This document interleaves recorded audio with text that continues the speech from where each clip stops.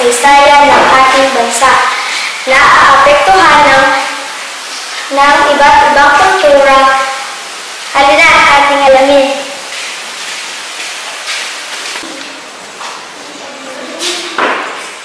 Ang lapis ay mula sa wikang Kastila o Espanyol na lapis.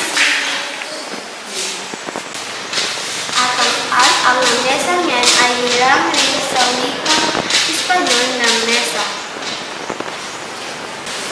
At ang bintanang ito ay nagmula sa wikang Kastila na bintana.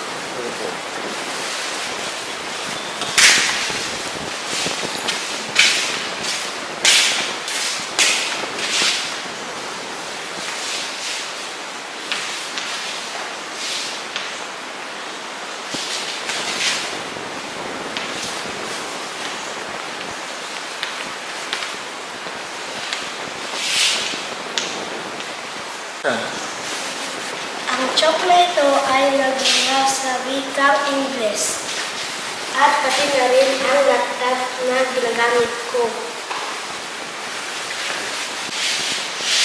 Ang tsunami ay salitang hiram na mula sa Hapon. Ang susi ay salitang hiram mula sa mga Chino or insect na susu.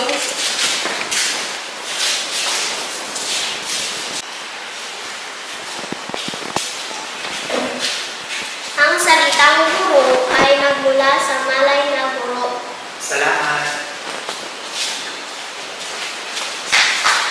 At ang salamat ay nangangahulugang salam na wika sa Arabic.